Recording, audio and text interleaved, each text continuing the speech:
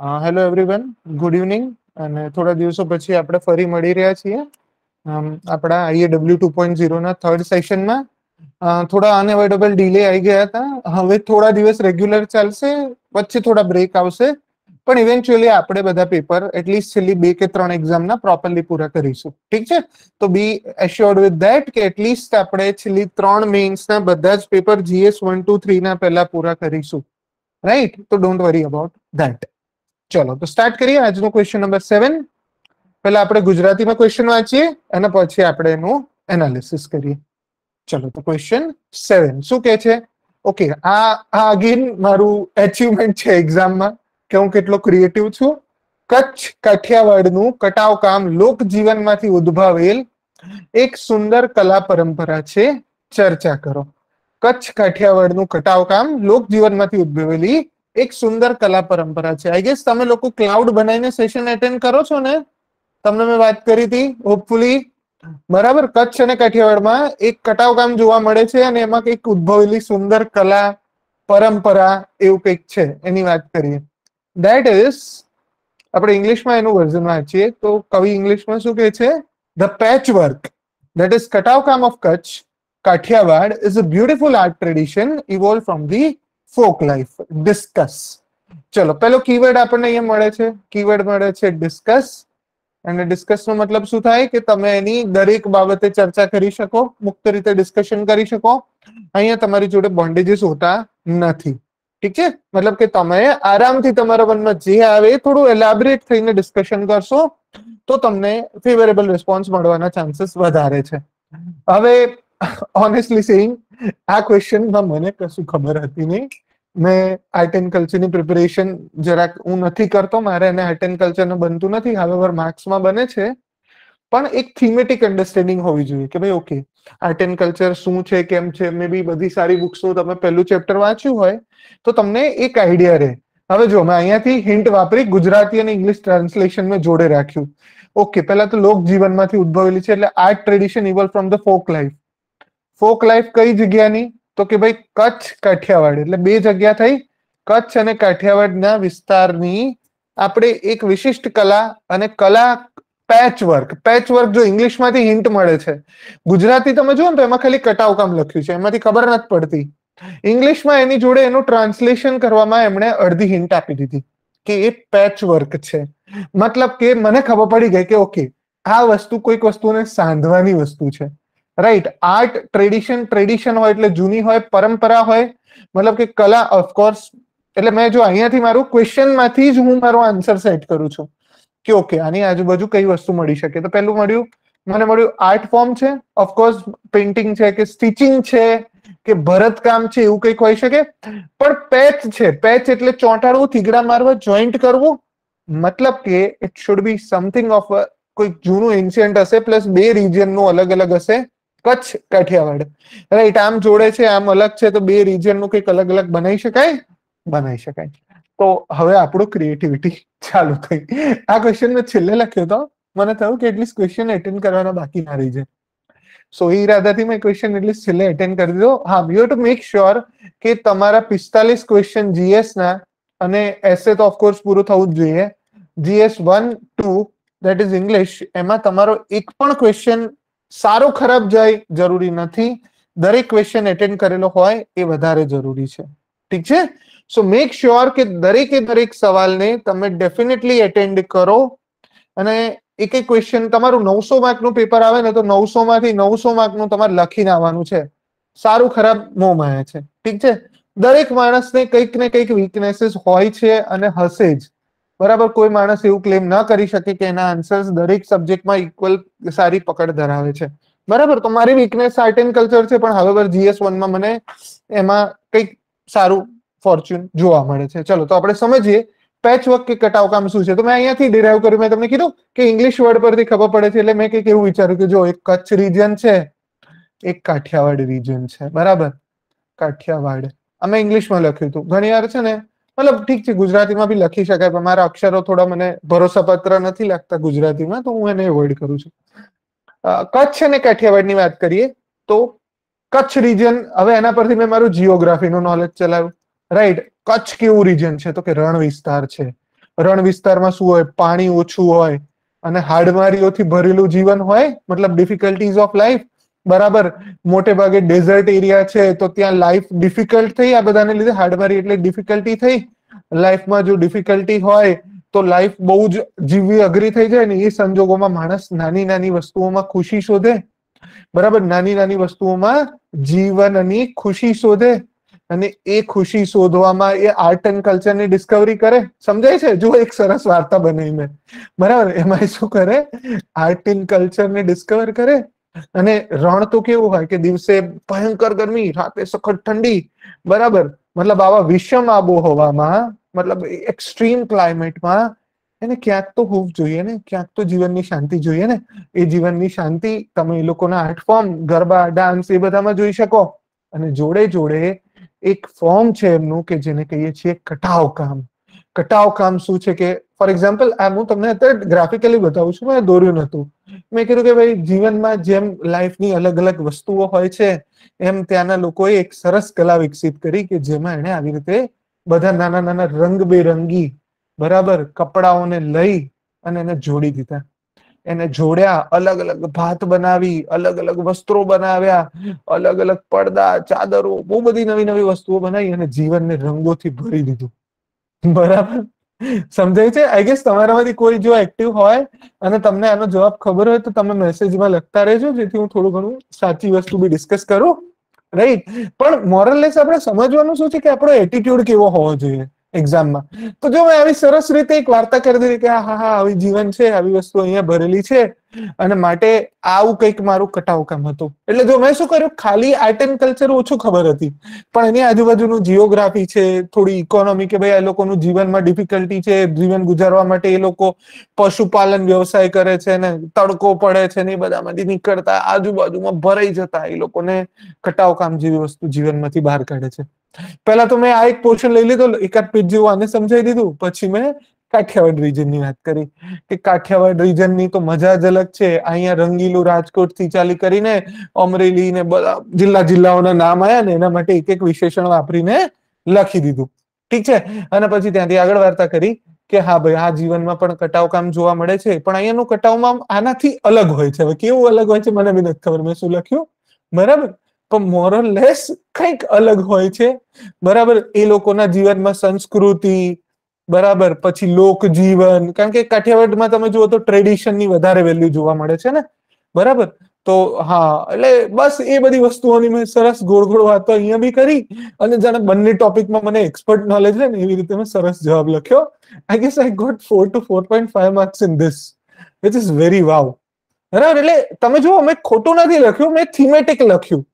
એટલે હવે પછી ઓલું ટ્વિટરમાં ટ્રેન્ડ ના થાય, મોમાં છે, પણ this just to say કે એ વખતે આવું કંઈક મેં લખ્યું હતું. ઠીક છે, કચ્છમાં કટાવ કામમાં મેં કંઈક આવી વસ્તુઓ લખી દીધી અને ઇટ સમહાઉ વર્કડ. કારણ કે તમે જો મોરલેસ તમે જોશો ને તો તમને એની આજુબાજુનું જ કંઈ મળશે. પ્લસ હંમેશા એક વસ્તુ યાદ રાખવાની કે જીપીએસસી ના પેપરમાં હું વારંવાર તમને કહીશ, દરેક પેપરમાં 2, 3 કે 4 સવાલો મિનિમમ એવા હશે કે જે તમને કશું ખબર નહીં પડે. બરાબર, જ્યારે તમને સવાલ જ ખબર નહીં પડે તો તમે ગમે તેટલી બુક વાંચી હશે, ગમે ત્યાંથી વાંચ્યું હશે, કદાચ ભાગ્યે જ કોઈ વ્યક્તિ તમને મળે, અને મળે તો જોરદાર કહેવાય કે એને દરેક સવાલનો સોર્સ ખબર હોય, એક્ઝેક્ટ કન્ટેન્ટ રિક્વાયરમેન્ટ ખબર હોય, ને પછી એક્ઝેક્ટલી એને સારી રીતે લખી શકે. બરાબર, કાલની સ્ટ્રેટેજીમાં બી મેં વાત કરી હતી કે આપણે મોડરેટ માર્ક્સ લઈને પણ સિલેક્શન એન્શ્યોર કરી શકીએ ક્લાસ 1 સુધીનું. તો આપણે કોઈ જેટલું બધું ટેન્શન લઈને જીવવાની જરૂર નથી.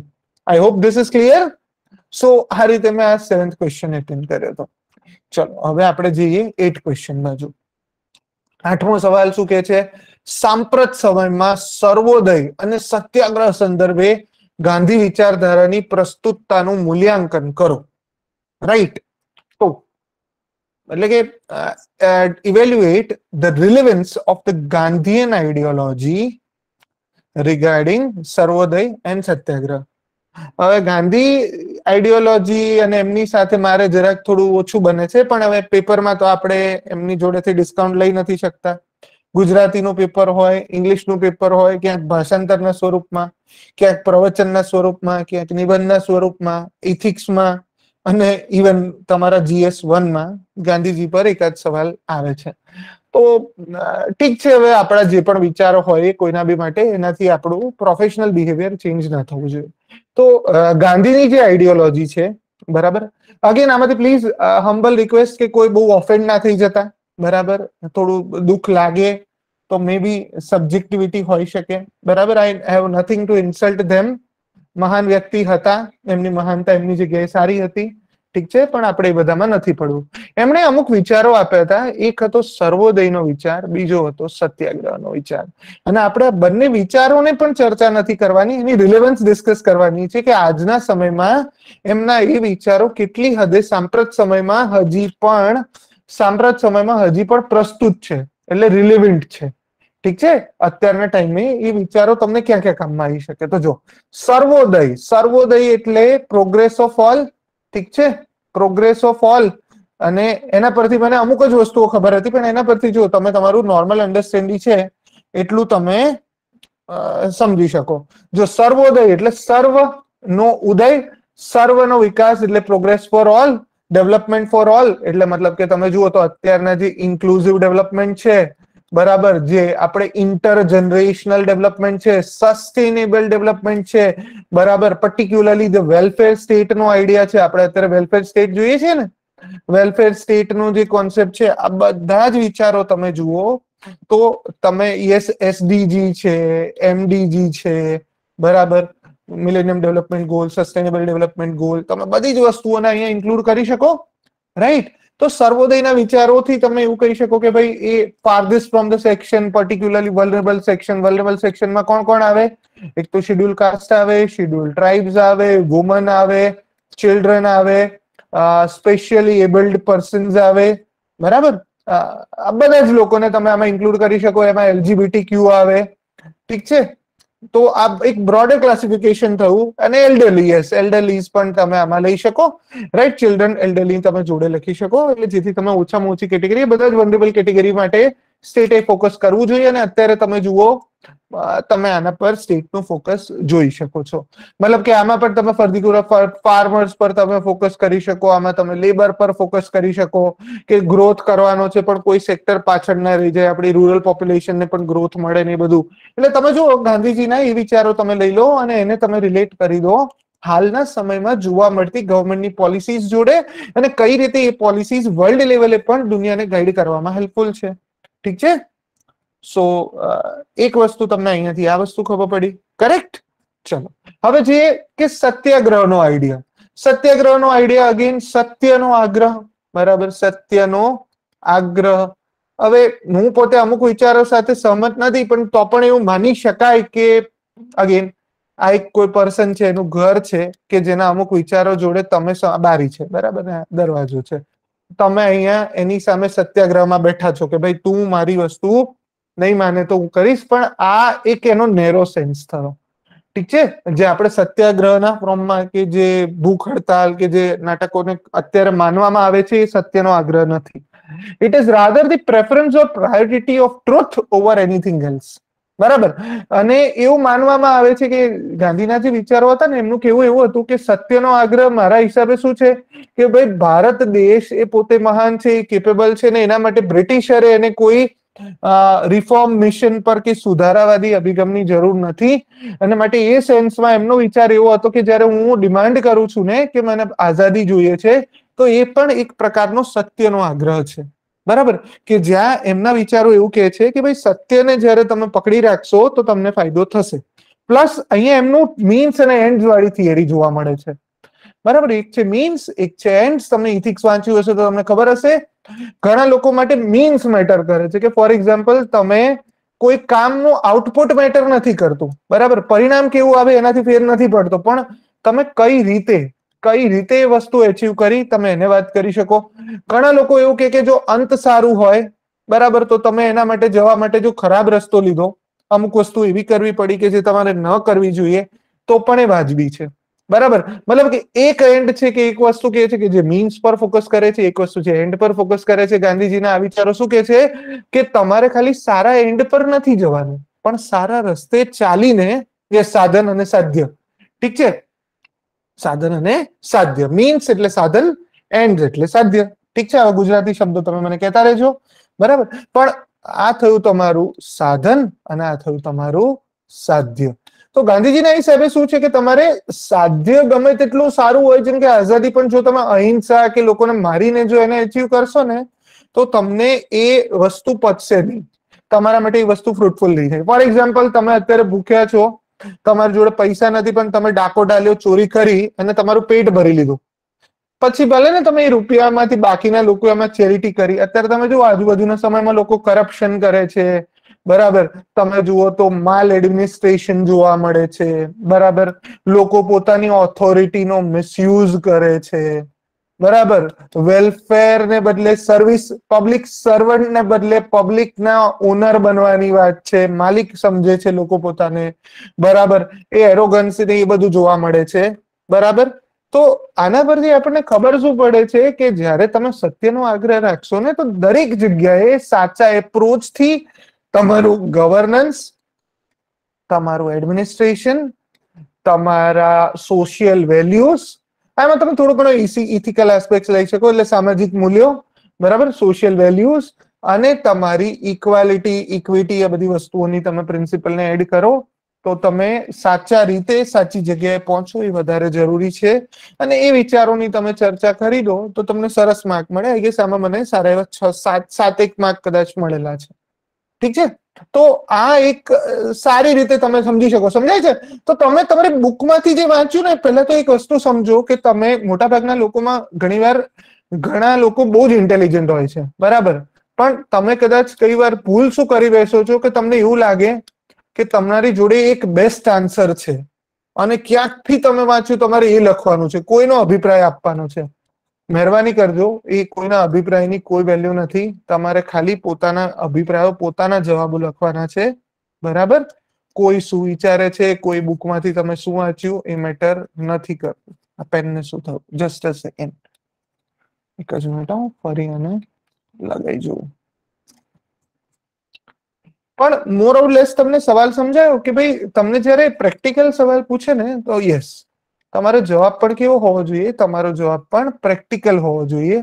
બરાબર, તમારે એના માટે બીજી ક્યાંય જવાની જરૂર નથી હોતી. કરેક્ટ? તો થશે એ વસ્તુ. આટલું તમે લખી દો, તમારો એક આન્સર બહુ સરસ થઈ જાય. હાર્ડલી 2 પેજ છે, આના પર તો નિબંધ લખવો હોય તો પણ સરસ લખી શકાય. બરાબર ને? ચલો, તો હવે નેક્સ્ટ ક્વેશ્ચનમાં જઈએ. આઈ ગેસ આ ક્વેશ્ચન ઇઝી હતો રિલેટિવલી, રાઈટ? આ ક્વેશ્ચનમાં કઈ હતું નહીં, પણ હા, તમે આવી રીતે વિચારોની બ્રોડ સેન્સમાં સમજજો. બરાબર, કોઈ પણ ટોપિક હોય એને બે રીતે લઈ શકાય, એક નેરો સેન્સમાં અને એક લઈ શકાય બ્રોડ સેન્સમાં. વિસ્તૃત સ્વરૂપમાં તમે વિચારજો તો તમને એનો સાચો અર્થ સમજી જશે. ચલો, શાસ્ત્રીય સંગીતની હિન્દુસ્તાની અને કર્ણાટકની શૈલીઓ વચ્ચે સમાનતા અને તફાવત સમજાવો.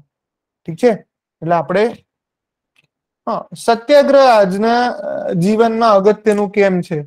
તો ભાઈ, તમે આ રીતે કહી શકો કે આજના જીવનમાં જયારે કરપ્શન વધી રહ્યું છે, આજુબાજુ માલ એડમિનિસ્ટ્રેશન છે, તો ત્યાં એક સત્ય જ છે કે જે માણસને સદવિચારે લઈ જાય અને એને પોતાની વેલ્યુ રિયલાઇઝ કરાવે. અને સત્યની મતલબ અંત જરૂરી નથી. તમે જુઓ, રશિયા એનો વિચાર કદાચ સાચો હતો.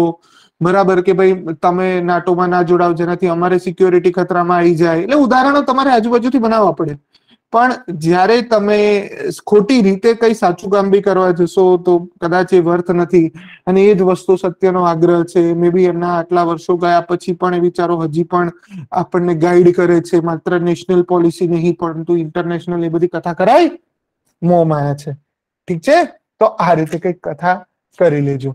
હવે આપણે નેક્સ્ટ ક્વેશ્ચનમાં શું જોવાની છે કે જે સિમિલારિટી અને ડિફરન્સીસ છે, પર્ટિક્યુલરલી હિન્દુસ્તાની અને કાર્નેટિક સ્ટાઇલ્સ ઓફ ક્લાસિકલ મ્યુઝિક.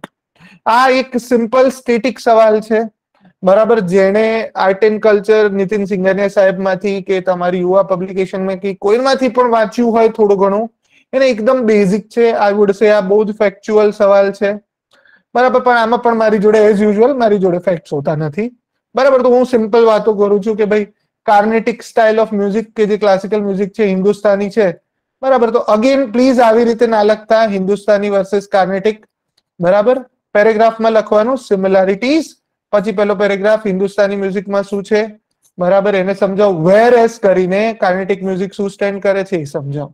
ઠીક છે, દરેક મુદ્દે તમે પહેલા સમાનતાઓ સમજાવો, તમે વિરોધાભાસ સમજાવો. ખાલી વિરોધાભાસ નથી પૂછ્યો તો બંને મુદ્દાઓ લેવાના.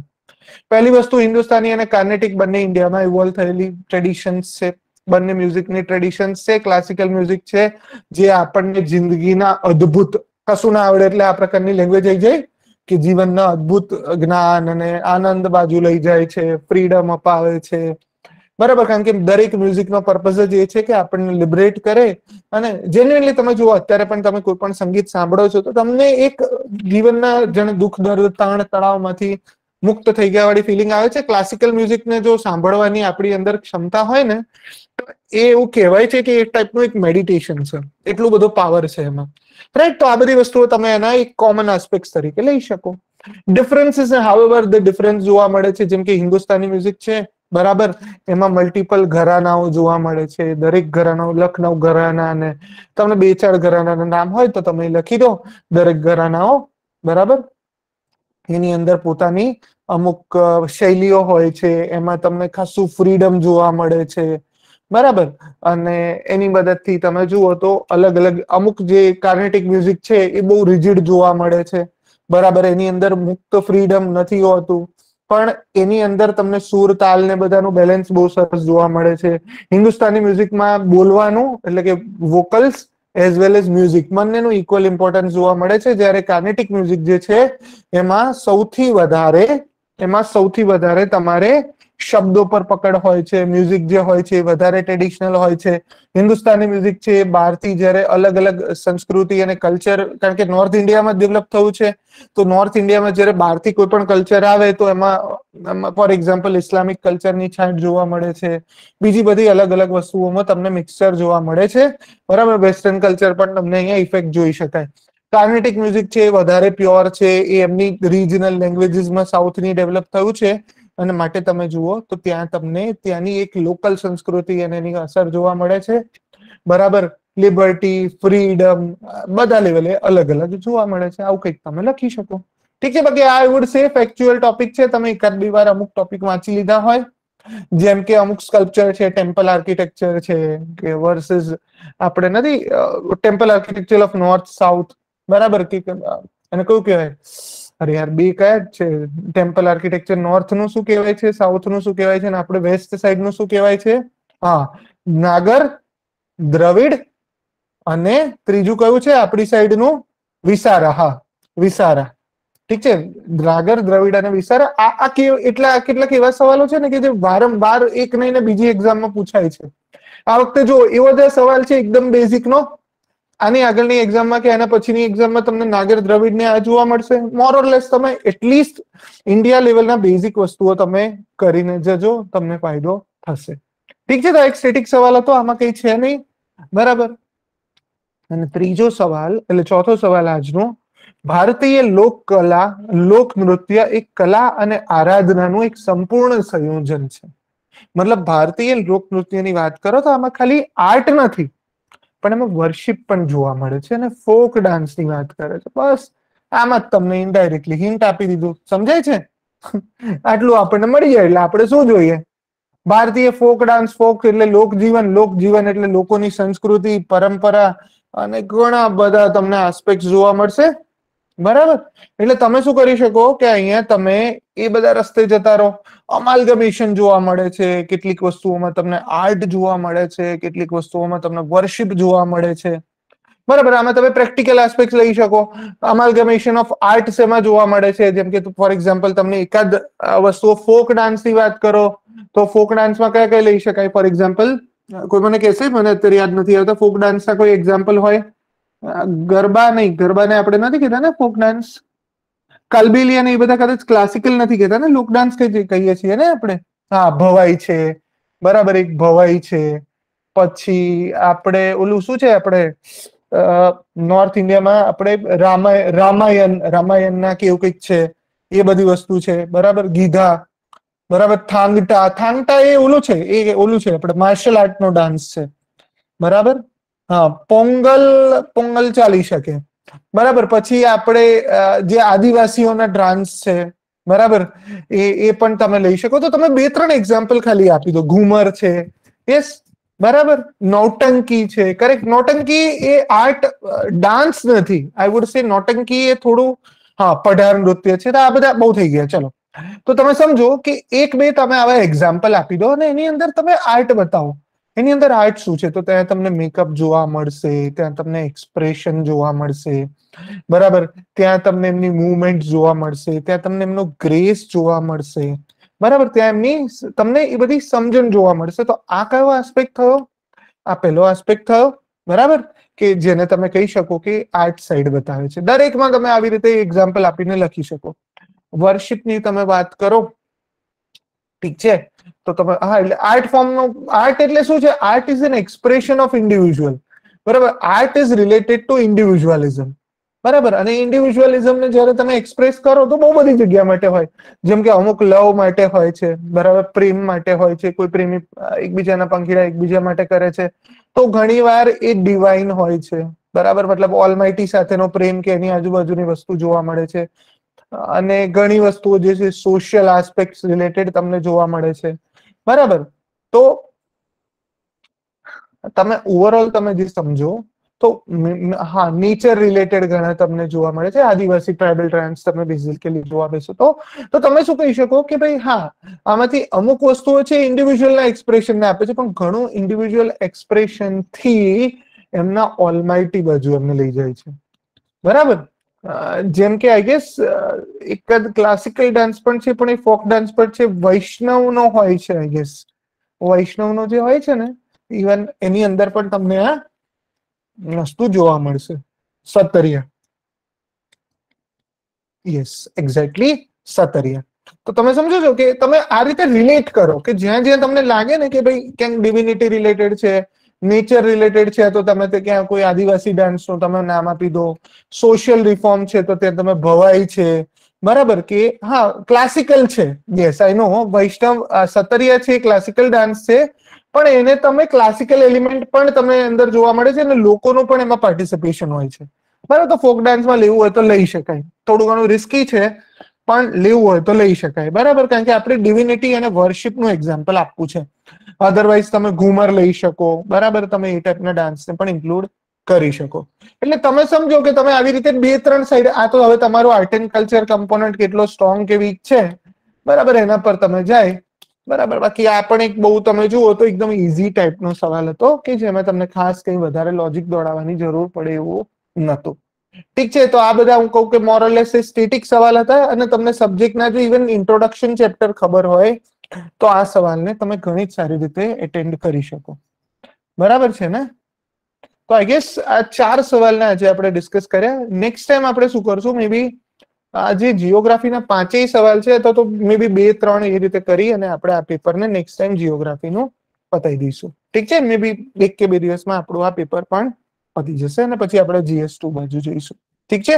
એકવાર આપણે 26 એડવર્ટાઇઝમેન્ટ આખી બતાવીશું, પછી લેટર ઓન આપણે 10 નંબરની એડવર્ટાઇઝમેન્ટ બાજુ જઈશું. આઈ થિંક આજનું સેશન પણ ક્લિયર છે. હા, મીરાનો ડાન્સ તમે લખી શકો, વાંધો નહીં, બહુ બધું તમે લખી શકો છો. હું જે તમને આઈડિયા આપું છું એ અંદાજિત છે. આને રિલેટેડ તમારે જે પણ પોતાના વિચારો હોય એને તમે એક્સપ્રેસ કરજો, બરાબર. મારું તો લિમિટેડ નોલેજ છે આર્ટ એન્ડ કલ્ચરમાં પર્ટિક્યુલરલી, તો એમાં હું મારા લિમિટેડ નોલેજને યુઝ કરીને કરું છું. પણ કાલના જ્યારે તમે આવો તો એટલીસ્ટ આ 5 સવાલની રૂપરેખા, ક્લાઉડ ઓર માઇન્ડ મેપ જેવું બનાવીને આવજો. એ મેપ તમારી જોડે રાખજો, બરાબર ને. એના પરથી આપણે ફર્ધર આનું કામ કરીશું, ઠીક છે. બાકી ગિફ્ટ થોડી વારમાં રિલીઝ થાય છે, kindly just weight for a while, બરાબર. અને બાકી તમને બીજા કોઈ સવાલ હોય, ક્વેશ્ચન્સ આપણા સેશનના રિલેટેડ, તો તમે કહી શકો, બરાબર. બાકી આપણે પછી કાલે ફરી લગભગ 4 સાડા 4 ની આજુબાજુ હું તમને ટાઈમ કહી દઈશ. મોસ્ટ પ્રોબેબલી 4:30 નો ટાઈમ આપણો થોડા દિવસો માટે રહેશે, ઠીક છે. જે દિવસે નહીં હોય, હા, તમને ચેનલમાં મળી જશે. ગિફ્ટ સેશન નથી, ચેનલમાં તમને મળી જશે, ઠીક છે. અને તમને કામમાં આવે એવી વસ્તુ છે, ઠીક છે. ચલો, તો વિથ ધેટ આઈ ગેસ બીજી કોઈ વસ્તુ આપણે આ સેશન રિલેટેડ આન્સર રાઇટિંગ નો ઇનિશિયેટિવ 2.0 આઈ ગેસ આપણને વધારે કામમાં આવશે. ના ભાઈ, મારી જોડે નથી એટલું બધું, બધાની જોડે આવશે, ઘરે આવશે એટલે. ઠીક છે. બીજી કોઈ વસ્તુ તમારે હોય આન્સર રાઇટિંગ રિલેટેડ, અપ્રોચ બરાબર છે આપણો? રાઈટ, કે જેમાં આપણે અને મારો વિચાર શું છે કે તમને સવાલો જોડે જીપીએસસી ના સવાલ જોડે એટલા ફેમિલિયર કરી દઉં ને કે તમને એક્ઝામમાં પેપર જોઈને લાગે હા લાવ તો આપણે ડિસ્કસ કર્યું હતું, બરાબર. એકવાર સવાલોનો હાવ નીકળી જશે ને તો તમારું સ્કોરિંગ બહુ ઈઝી થઈ જશે. અને આપણો પર્પઝ શું છે કે વસ્તુઓને અઘરી નથી બનાવી, આપણે વસ્તુઓને સરળ બનાવી છે. ઠીક છે, કારણ કે સમજો યુદ્ધમાં તમે બહુ ડરીને જાઓ ને તો તલવાર હેઠી પડી જાય હાથમાંથી, બરાબર. આપણે તલવાર પકડીને જવાનું છે, બરાબર. અને એ રીતે આપણે ધીમે ધીમે આગળ વધતા રહીશું. ઠીક છે, બાકી મળીએ પછી, બરાબર, એઝ યુઝ્યુઅલ. બાકી બધું મોમાં છે, કીપ એન્જોઈંગ. મોમાં એમાં હજી પડવાનું છે, સિલેક્શન બાકી છે. ઠીક છે, કીપ એન્જોઈંગ અને સેશન જોતા રહેજો. કહું એટલું કામ કરીને આવજો, બરાબર. બાકી C you letter on, bye bye, take care. ચલો, ઓલ ધ વેરી બેસ્ટ. મળીએ પછી. Let us end the session.